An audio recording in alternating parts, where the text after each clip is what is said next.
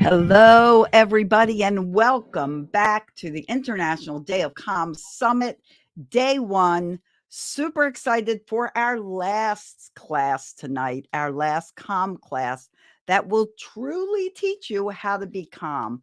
And I'm thrilled that you're all coming back to watch this class with Bob Vetter and that you've enjoyed, hopefully, all the other classes of the day, and it's been helping you be a calmer, a more intentional person, adult, parent, teacher, employer, whatever job, whatever hat you hold in life. I hope these sessions are really bringing a lot of knowledge, skills, and tools to you so you can be calmer, enjoy life more, and really be a major influencer of the world around you. Because when you shine your light, when you're calm, you give permission to the people around you to also be calm and shine their light. That's how we're going to change the next generation. It's a fourfold mission. The first is personal responsibility.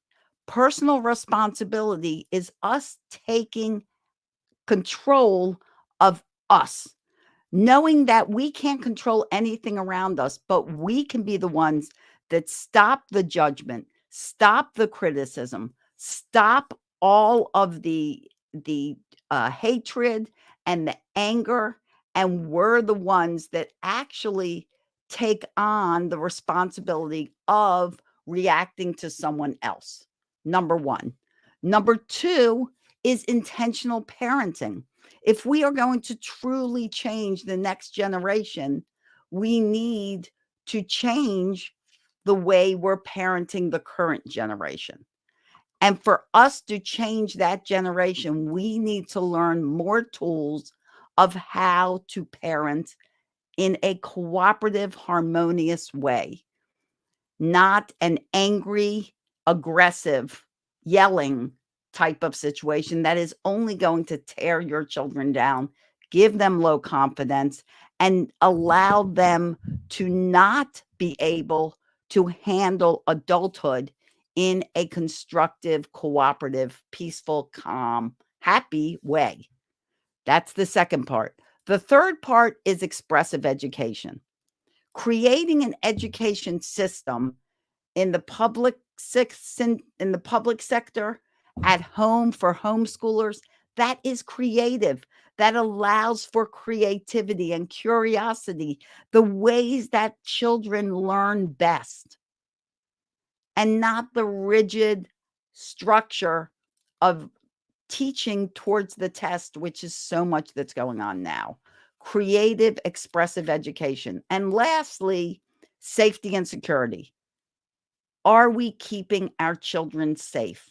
Or do they feel like there's a risk of personal harm around the corner every day? With the 13th school shooting in the United States just this year, with the aggressive uh, actions that go on in families and parents in other cultures and areas where beating children is acceptable. You heard Wendy Olagi in Nigeria talk about that this morning. Publicly beating a child is perfectly acceptable. Kids need to know that they're safe. They need to know their school is safe, their community is safe. We are doing a Rescue a School initiative, and this year's Rescue a School is the brilliant nursery and primary school of Uganda. And that's what you saw the promo for. We are working hard to give them a permanent building to learn in, permanent dormitories for those kids that are orphaned from AIDS. Right now, those kids at home are having lack of food from lack of funds, lack of money, and they're often sold for early labor or given off for early marriage because their parents get money from that. So their child becomes a commodity instead of what their child is, and that's the future adult part of the next generation. How can the next generation thrive from what is going on now? This is what's going to change it. So we encourage you to donate to Rescue a School. Go to rescueaschool.com. Every little bit helps. And you can see a whole list of things there that really help the school through shoes, clothes, uniforms for the kids, teacher salaries, building supplies, all of these things, audiovisual equipment, all of these things that they don't have that they need to keep these kids safe, growing, nurtured, and having a quality education, which every child deserves. All right. So those 4 things is what's going to create a wonderful generation that's not full of anger and rage, and that's not ready to do heinous acts because they're taking their misery out on someone else.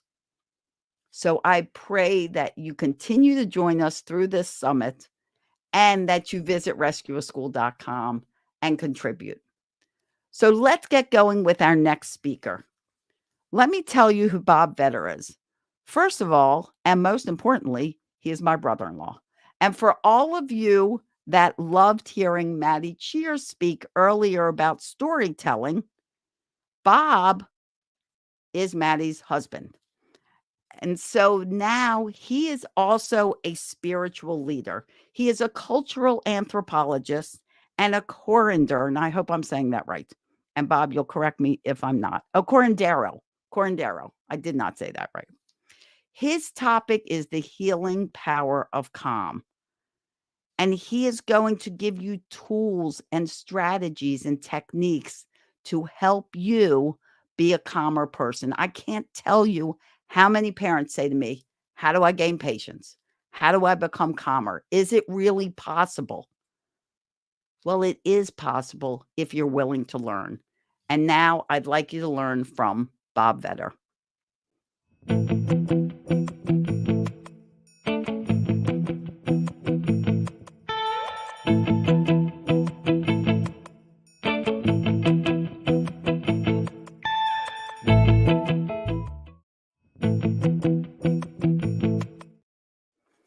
Welcome, Bob. Thank you, Celia. How are you? I'm well, thank you. How are you? I'm good, and I'm excited to have you here with us on this International Day of Calm during our summit. You bring so much value to it, and I'm thrilled that you're here again. He's also our spiritual advisor for the Day of Calm Foundation. So there's just so much knowledge in this man that I really respect, and I'm excited that he's going to bring it here to you. So, Bob, I gave a very short introduction. If you would be willing to tell everyone that's watching a little bit about you. So, okay. Um, well, today, one of the things that I do is I'm a soul coach. That's how I like to describe it, and healer. I've been involved in cross cultural healing methods over the course of my lifetime. My background is in cultural anthropology, and I've kind of looked at the way that healing takes place in cultures all over the world and then tried to figure out what that means to us in the modern world. What is unique about our position as people living in this century, in this place, and what are the things that come from long ago? What are the things from other cultures, from other parts of the planet that are helpful for us? And what are some of the things that we can learn today from modalities of healing within our own culture? So those are some of the questions that I ask myself, and that the results of which I try to use in the work that I do one on one with my clients and in the groups that I work with as well. I think you're maybe muted, Celia. Muted. I'm just moving my mouth, and you have to figure out what I'm saying. It's a little fun game before we get started. So I think it's wonderful what you do, and I know you help so many. So I'd like you to start and help everyone watching and listening, if you would, and start your topic right now, the healing power of calm? Sure. So I want to begin with the thesis that calm can be a healing power. The state of being calm can be a healing power in and of itself in a certain context. I'm going to get to how it is. It's not an automatic fix, but it's a part of an important formula that I want to share with you when I get further into the presentation. So let's start with the term calm. What do we mean by calm? And I think if you asked any person, they could probably come up with a different idea of what calm is. And I didn't bother with a Webster's dictionary version of what it is. I wanted to begin with what it means to me. And to me, calm is a sense of well-being, a sense that everything is okay as it is right now. And if calm is that sense of well-being, what do we mean by the opposite of it? And I mean, you could come up with a number of ideas. Anxiety might be one. A feeling of being stressed out, I think, is one that people probably use and say all the time. I'm going to throw in an additional one that I think is at the heart of most of what we mean when we say that we feel stressed out. And that is to say that the opposite of calm is actually fear. When I'm afraid, it has a profound effect on my immediate state of mind. And if it becomes chronic, it has a profound effect on health in ways that I'll try to outline as I go along. And what I like to do is to kind of use my own life as a story to illustrate the things that I discovered along the way that hopefully will mean something to you, the person who is observing in your life, that it'll mean something to you as well. So I want to start by talking about my childhood. Well, I'll talk about what happened at the age of 12.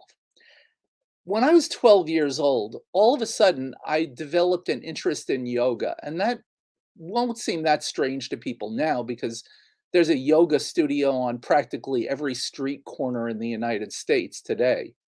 But when I was a 12-year-old, that was not the case. And everybody seemed to think it was very odd that I developed this intense interest in yoga. And years after that, I tried to figure out why it was, and at the time, I thought, the thought that I had was maybe I was a Hindu in my past life, or I lived in India in my past life, and I look back on it now, and I don't think it had anything to do with that. What I think it did have to do with, well, let me back up. I've been writing some things lately and thinking about the healing process and what all of this means. And it made me reflect back on my life. And when I look back on what made me as a 12-year-old become interested in yoga and meditation, I think was fear. I think there were a lot of things in my childhood that caused me fear. Um, Growing up in the way that I did, I was in a frequent state of fear. And I think on some level, I thought that yoga would be a perfect thing because it could calm me. Usually, you don't think of a 12-year-old as being motivated to be calm, but I was. And I was raised by my grandmother, and I remember her shock at coming into the living room at like 5 o'clock or 6 o'clock in the morning, and I would have incense burning, I'd have candles burning, I had an altar set up in the living room, and I was doing various practices of asana, of breathing exercises, meditation, different things that she certainly couldn't relate to. And it seemed that probably even a scary thing to her at the time. But I think that I was trying to induce in myself a state of calm. Now, my interest in yoga as a practice extended into alternative spirituality. And I developed an interest in Hinduism, in Buddhism, Taoism, many, many different ways of looking at the world and looking at what our spiritual life is all about. And eventually, it led to my interests in college, in philosophy, and in anthropology, in looking at other cultures and the way that they look at the world. And somewhere along the way, toward the end of my college career, I developed an interest in the intersection of healing and spirituality, where our spiritual system meets healing in everything that that means. I'll describe healing as a process of coming into wholeness. I don't mean it in the same way as curing an illness, although it may, because there is a link between the body, the mind, the spirit, and the emotions. So much of what goes on in our lifetime manifesting as physical illness begins in the mind, begins in the thoughts and in the emotions. So I was fascinated by what different cultures had to say about that and practices that there were for healing. I developed an interest in shamanism and shamanic healing, looking at what different cultures did in order to heal people. Now, in my interest in yoga and meditation. What I wanted to do at the time was to develop a steady state so that instead of having the big fluctuations that people have in their emotions, I wanted to attain a steady state. And I think that I developed a belief at the time that human emotions are an enemy, that we should be beyond the fluctuation of emotion through discipline. And I look back on that belief and I actually think it was a mistaken one.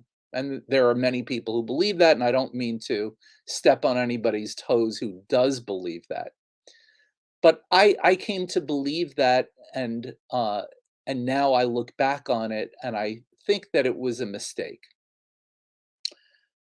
And so what I do want to talk about is how I came to a different understanding of the role that emotions play in our lives and in the healing process. You'll notice I said mind, body, spirit, and emotions. A lot of times people will talk about mind, body, and spirit as the three things that are important that make us up that we want in balance. But I'm going to add emotions to it to not deny the place that emotions have in our lives. Now, the way that I came to this was through my active involvement in healing practices. The first really significant thing in my own journey along that way was I was in grad school in Oklahoma studying anthropology, and I did my field work among the Comanche people, who are a tribe of Plains Indians or Native Americans. And in my field work, I met a man named Oliver Patapony, who was the last medicine man of the Comanche tribe. And eventually he would come to adopt me into his family and referred to me as his grandson. And Grandpa Chief, he people gave him the designation chief not as a political term, but as a term of respect. So I refer to him as my Grandpa Chief.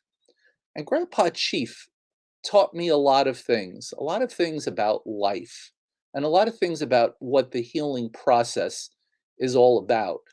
In his case, he had terminal cancer and returned to the spiritual ways of his people in order to heal his cancer originally. Not that he wanted to be a medicine man, but that he wanted to heal himself.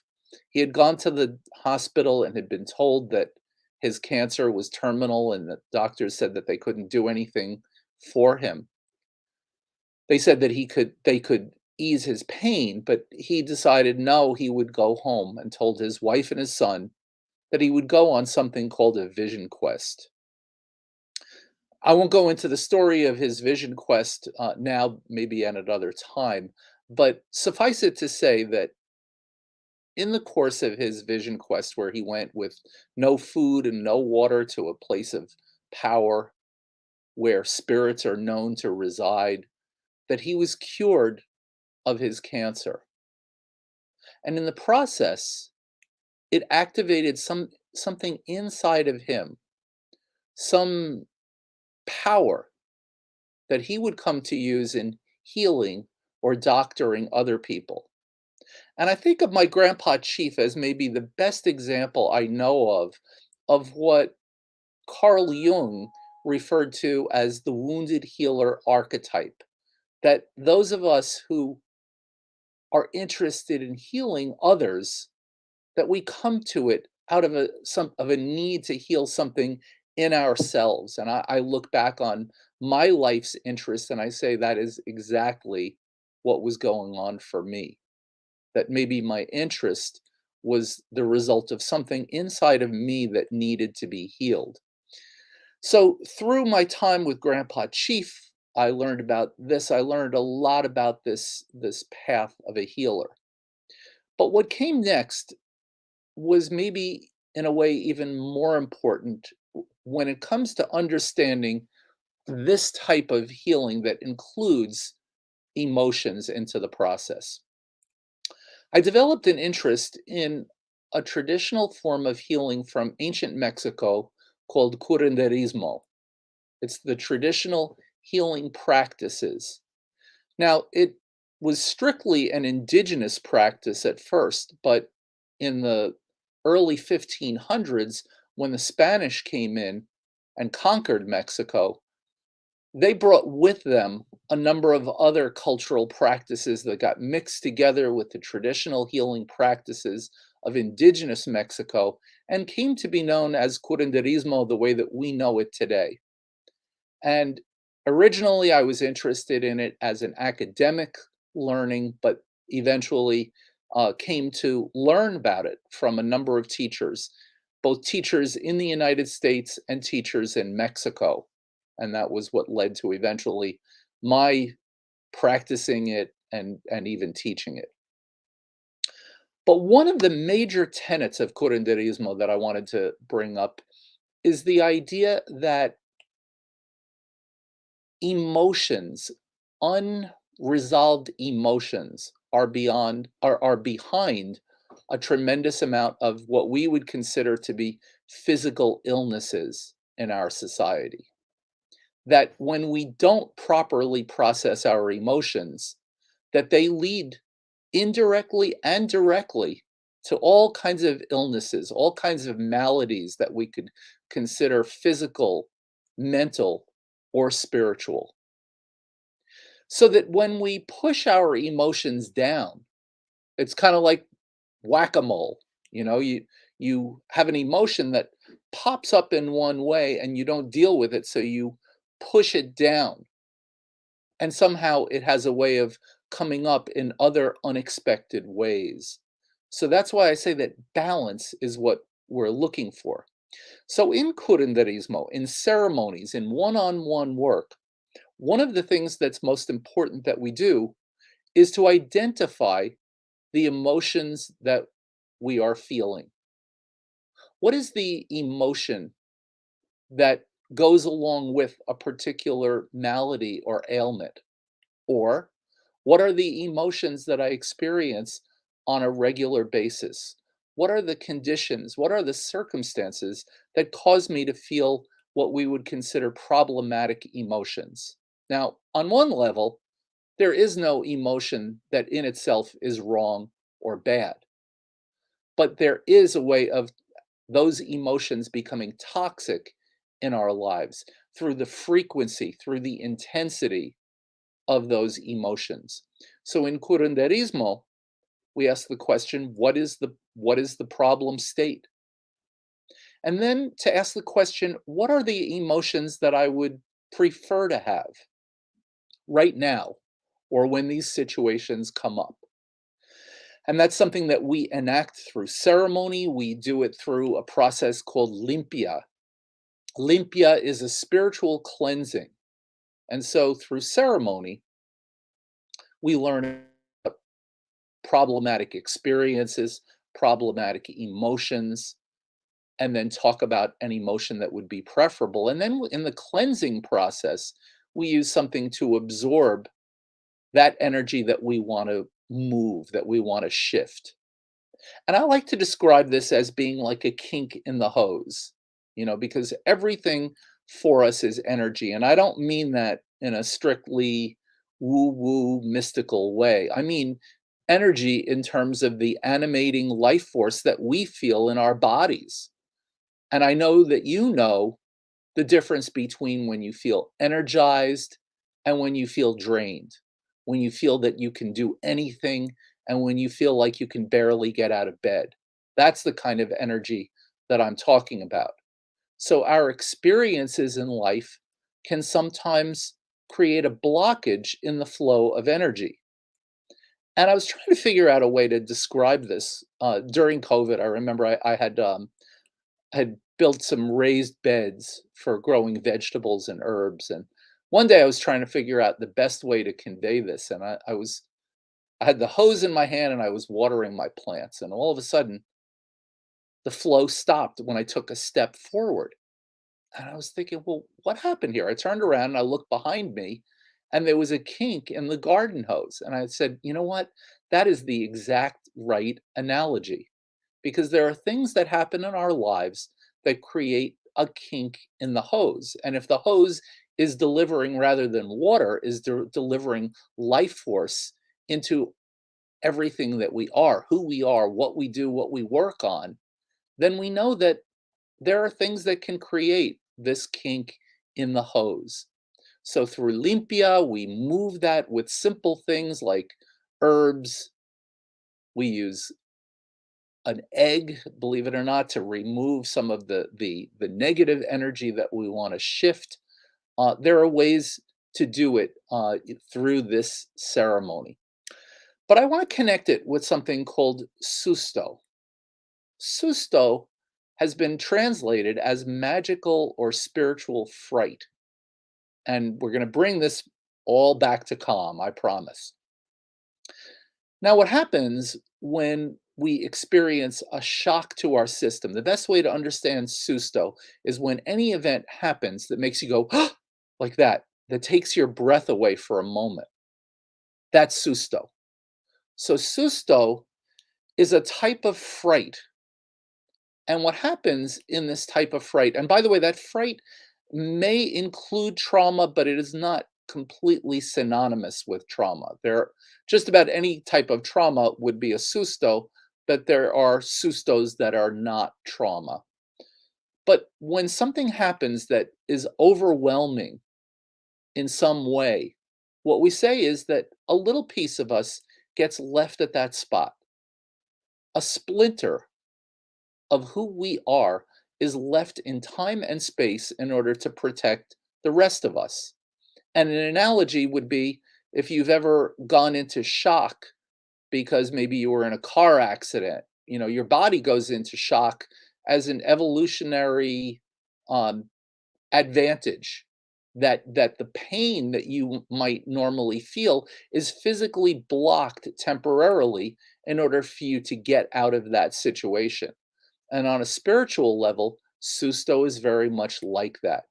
Because when something happens that is just too overwhelming for us to deal with in the moment, this splinter, this part of us, is left behind so that the rest of us can go on about our business. Now, that's a good temporary strategy, but the problem is that long term, if we don't resolve susto, less of us is available. And what happens for most people is a series of sustos. Sustos are often linked to one another, so that if whatever happens to you in childhood that could be considered traumatic in any way, it creates an energetic vulnerability so that something similar happens again and again and again and again over the course of a lifetime if you don't do something about it. And that's why people will often say, why does this always happen to me? Or why does this series of things seem to be happening to me over and over again? And the answer is because that original susto or some susto along the way was not resolved. So, what we do with this is we do something called soul retrieval. We go back to the points in time where these events took place, and we bring back that spark of life from each one of those moments so that we retrieve the energy that was lost sometimes long, long ago, sometimes going all the way back into childhood. We go to those places and those times, and we bring with us the resources that we now have that can create positive change. We can even change our own history, even change the way that our mind processes the events that happened.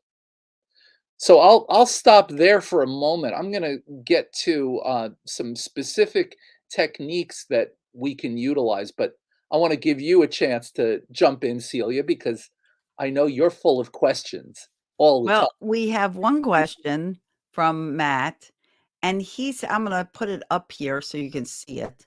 Opposite of calm is fear. Calm and fear, both aspects of the psyche. Mr. Vetter, how do these differ from confusion and concentration? Any advice of conscious discrimination of calm and fear? Well, I would certainly say that confusion is another way of describing this opposite of calm. That when we experience what I'm going to call a genuine calm, that there is a sense of order. Whereas when we experience the opposite of it, we seem to also feel a sense of chaos in our lives. So the question is, what do we do about that? What do we do about that moment of the opposite of calm? So let's call it confusion. What do I do when I feel confusion? Well, the thing to do is to acknowledge, first of all, what is, to feel in the body where that feeling is. Because what we often do when we have a sense of confusion, of chaos, is we have a tendency to get stuck in our mind. And one of the things that we've found in a lot of the recent research and trauma work is the importance of going back into the body. That through trauma, a person becomes disconnected with the materiality of the body. So ironically, we don't run from the body, and that's why a lot of what's called spiritual bypass is detrimental to healing. That the idea that we retreat to a spiritual realm because there's something going on that's so awful in our material realm. And that's kind of what I was getting at when I talked about my own mistake that I made in thinking that I had to have a particular type of calm. So the point is, when we experience a state that we could call chaotic, that we could call fear, we could call it a number of things. We can come up with an infinite number of labels. The first thing to do is to acknowledge it. How do I feel it in my body? And what are the emotions that go along with it? And then what can I do with that? What can I do once I've acknowledged the thoughts, the pattern of thinking, the emotions that go along with it, the physical sensations in my body? Then I go on to shift it through specific techniques. I hope that addresses that question. I think so. I hope so, Matthew. And you had mentioned problematic emotions and how we need to resolve these because they can be toxic and they're reoccurring emotions that you feel, I guess, every day. So can you address like how a person recognizes those and realizes that this is a problematic emotion? This is one, and you did say emotions are all good, but there are ones that really we sometimes obsess over, if that's a good word. How do we discover what these emotions are that are really setting us off? Well, it's all about the process of noticing. I mean, the the big catchword today is mindfulness. is how do I attach moment to moment mindfulness to understand what is. So, there's a type of meditation that is called mindfulness, and that is to say that you sit and you intentionally notice what is right now in the moment without any intentional changing of it in any way, to simply be present with something like the breath. And in the process, what you notice is where the mind goes, but you also notice the things that create discomfort, the obsessive thoughts that come up over and over again. So, I mean, that's certainly one way to do it. So, this first step is to notice what is. Another way to do it is by journaling, by simply asking the question, what do I experience on a daily basis that's problematic? So, in order to shift it, you first have to notice what's there. Now, if it's just a sense that there's something wrong in the background, that is not necessarily enough to help us to shift it. It's to be much more specific and write down what are the things that I feel as I go throughout the day. What are the things that are triggers to me? What is it that somebody else does that causes me to have an obsessive thought? And an obsessive thought to me is like, in the days of the old record players, if you had a record that had a scratch in it, the needle would hit a groove in the record and it would just play that one thing over and over and over again. And that's what these thoughts and emotions can become like, because it recurs over and over and over again. So the first step is identifying it, simply asking the question, what is? We'll go on to what to do with it. Any other questions before we go on to our solution of the problem? No, I think that's a great response, and sometimes the silence and sitting in question, the answer finds you, and I think that's wonderful advice. So let's go on. I'm going away now, and we'll put you back in the star in the spotlight. So what are our steps? What is it that we're looking to do? We are becoming introspective. We're asking the question, what is the problem, or what are the problem states that I want to change? And again, we can do this through introspection, we can do it through journaling, but we find what are the thoughts that are connected to the emotions, what are the emotions that I would prefer to have on a frequent basis. Then we're going to introduce some sort of a process that is going to induce the state of calm and link up the state of calm with these ideas of what I do want and what I don't want. Decide what it is that I don't want, and then decide what I do want. And what I want to share with you today is a couple of very, very simple things. So, one is the breath. Now, our breath normally is something that we do automatically. We don't think about it. And what happens is our breath reflects our state of mind at any given moment.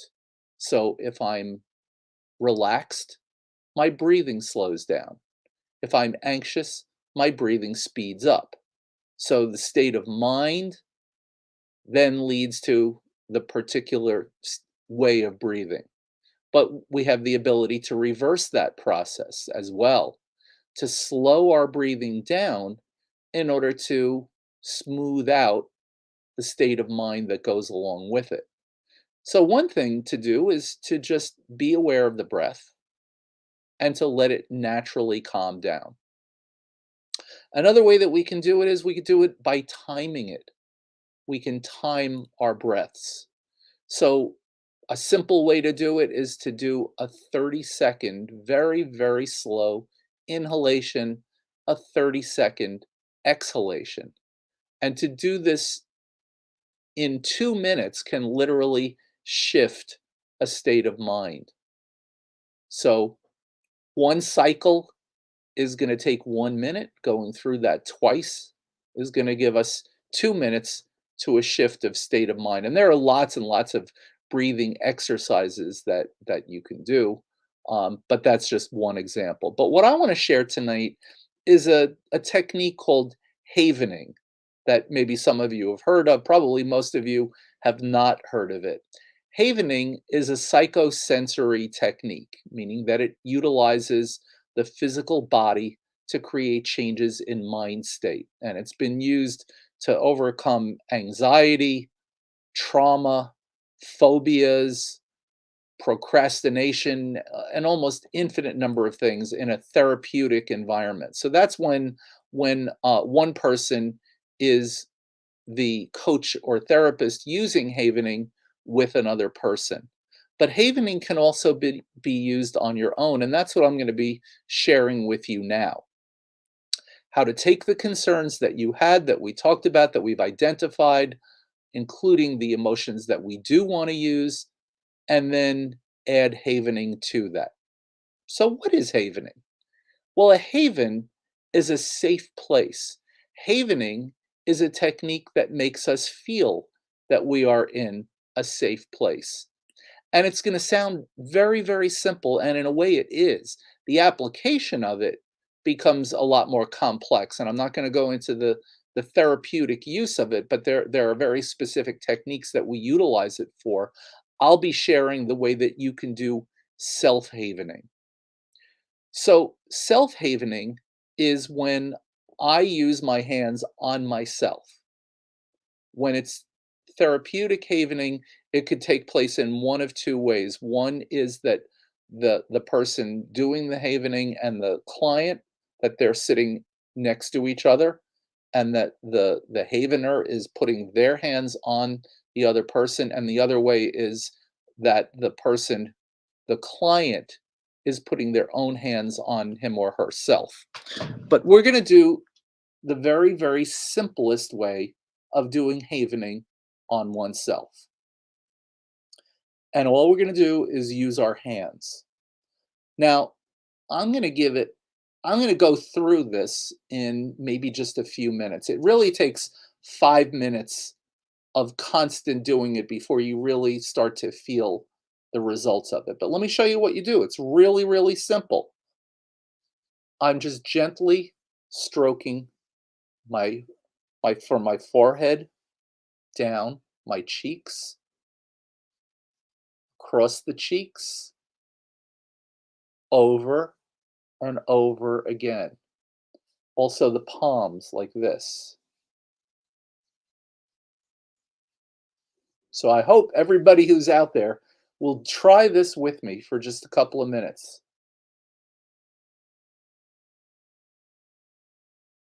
What this does is within a few minutes, it shifts the brainwave state. Most of us spend most of our time during the day in beta brainwaves.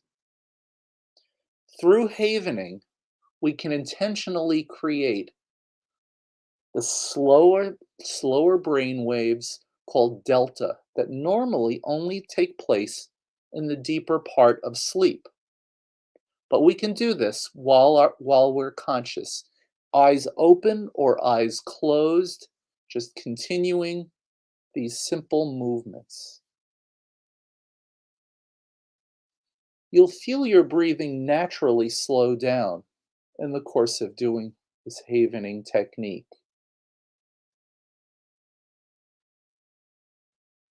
I'm going to do it for about maybe another 2 minutes.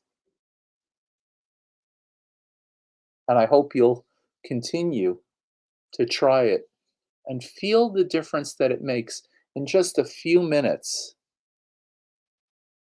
when you're feeling anxious, when you're feeling nervous, when you have something that you have to do that you don't want to do, when you're thinking about an uncertain future. Haven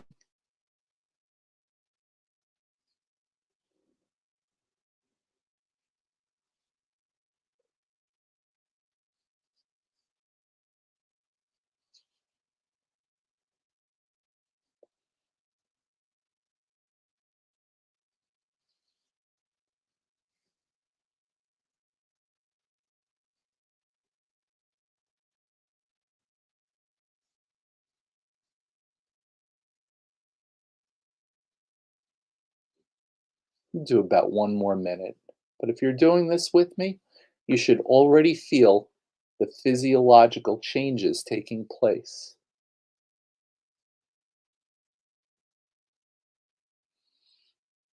A clever way of hacking your own physiology.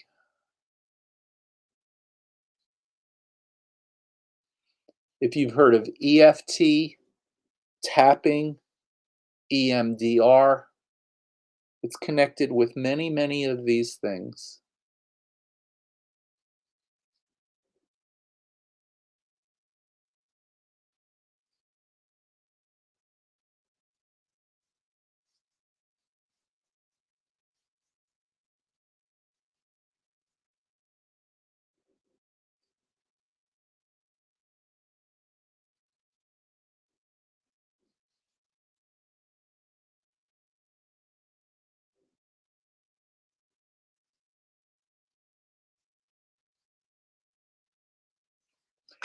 And I'll leave you with that. My hope is that in just a couple of minutes that you felt the shift that takes place. This was discovered by two men, Ronald Rudin, who is a doctor, an MD, and his brother Stephen Rudin, who is a dentist. And they both discovered this by their interest in healing practices, starting with Chinese medicine. They wanted to find out what was going on in Chinese medicine and EFT and tapping and EMDR and many of these alternative methods of healing. And they came up with this very, very simple method that then is applied in many, many different sophisticated methods of one on one therapeutic intervention. So, Bob, I would love to ask all our listeners if they tried it. I did. Incredibly calming, incredibly, like, just really slowed everything down. And I'd love to hear the comments if this is helping you guys from 1 to 10, scale of 1 to 10, or comments about how that was. Because it seems logical that that technique is something you could teach to children and Absolutely. teens that are going through the normal stressors of life. Absolutely. And if you think about it, I mean, what does a mother do? I mean, a mother will often do that to the child, just gently stroke their face.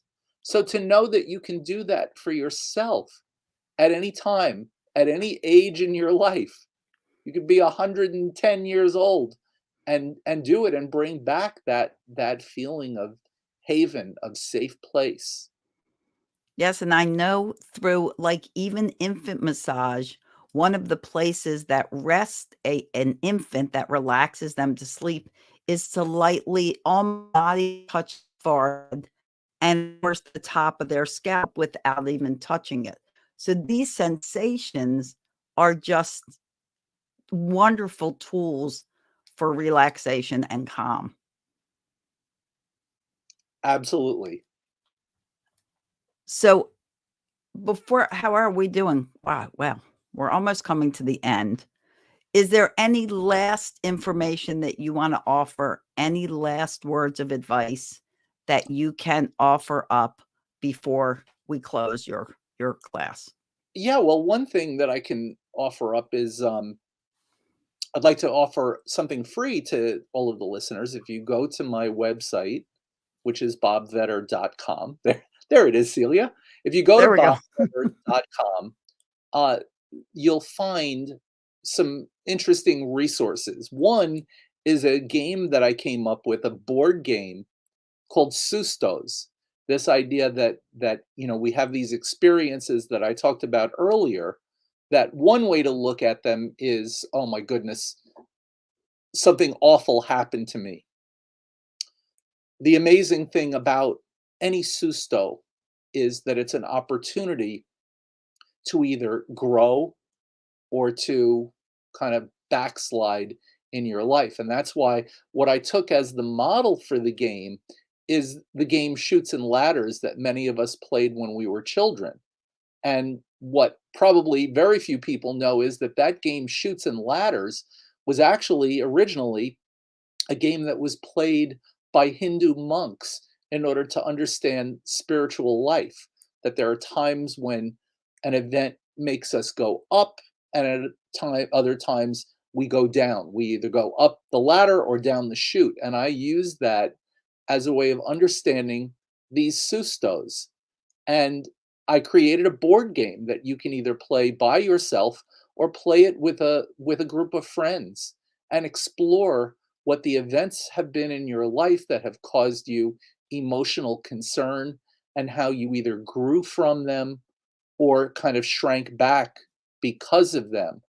But to understand how we navigate our way through life, how we understand our emotions, how we understand the opportunities that difficulties in our life present for us. And that, I guess that's the point that I want to leave you with, is that we create meaning around the circumstances of our own lives. And we can create positive meanings. We can transform the moment. We need to be aware of our emotions. We need to learn ways that we can maintain the ones that are helpful to us and have flow in our lives. So that's how I'd like to leave it today. Do you ask kids? We have a question here. Do you ask kids to do it, or they can do it themselves if they can to calm them down? Absolutely. Either way, yeah, you can do it to a child. Now, my guess is by the time your child gets to be a teenager, you're going to have a hard time putting your hands on him or her in that way. So certainly, it's a tool to learn to be able to use whenever you can.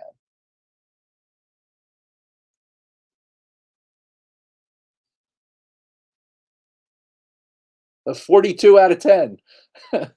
You're muted, Celia. You went way above the 10 rating.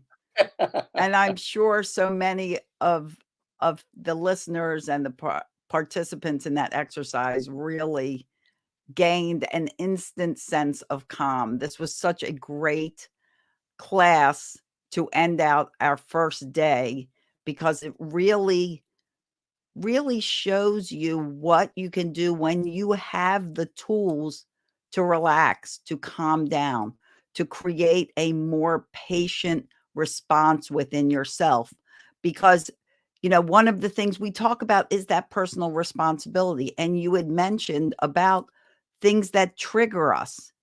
And we either get triggered and then we go out of control, or we get triggered and we understand that our response to that is still under our control. Exactly. And it takes that taking a moment, that pause. That's the critical thing, is the pause.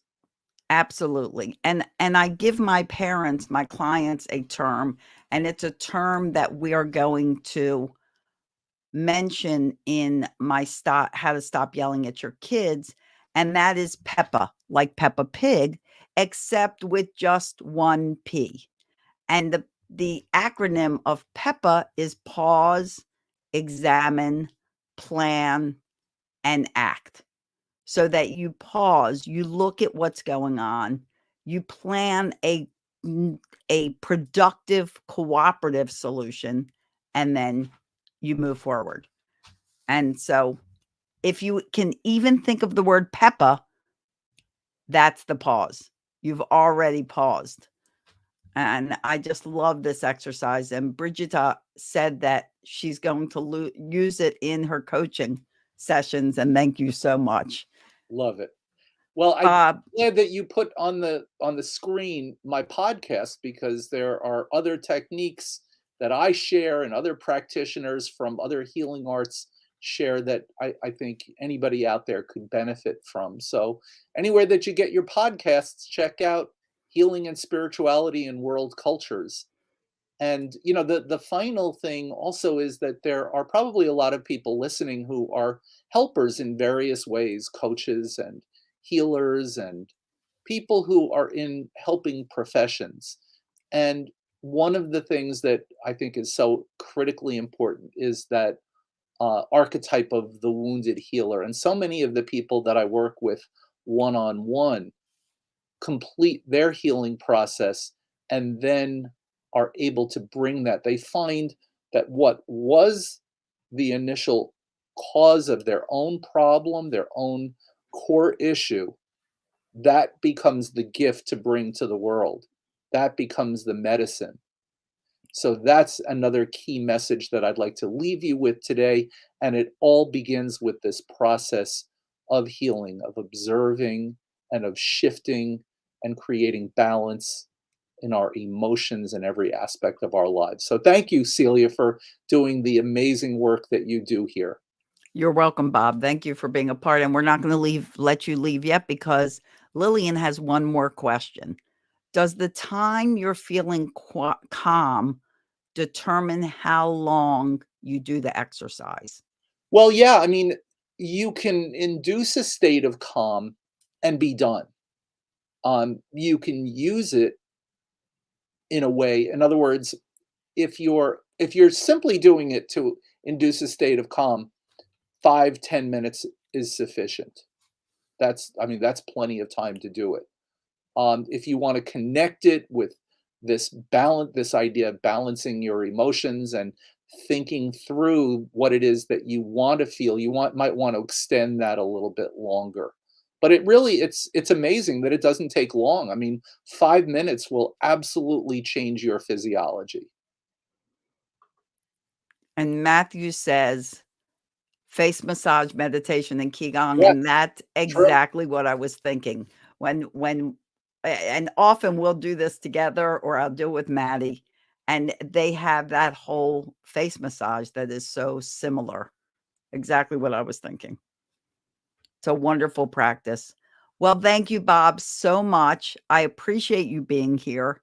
And as always, you add so much value to this day of calm and really helping the world see their lives and their personal being from a different point of view. These parents, employers, employees, coworkers, friends, whatever walk of life you're in, so often people don't know what to do. And how do you live your life and incorporate calm? And thank you for all your wonderful wisdom. Thank you, Celia. Enjoy the conference, everybody. And guys, before you leave, Czar, if you would put on the sponsors again, because before all of you leave, I really want to mention our amazing sponsors and thank them for helping put on this event and helping to rescue a school. Curtis and Ginsburg Architects, the first sponsor, they are like the leading architect in green building. Is that the right way I'm saying it? And they will be the architects for the school in Uganda. Me, Mandawi Enterprises. He is a personal and business coach. Pumped Up Parenting is me. iSork is an incredible IT production graphic company. Billy Jean is marketing. If you don't know him, you don't know marketing. So look him up. Ram College, where we opened the Day of Calm this morning in India. They're wonderful, wonderful institute. Justin Kaplan Pro, business branding specialist. If you're new, if you're ready to launch a business, but you don't know how to start, how to get a logo, how to brand yourself, Justin Kaplan Pro is the man to see.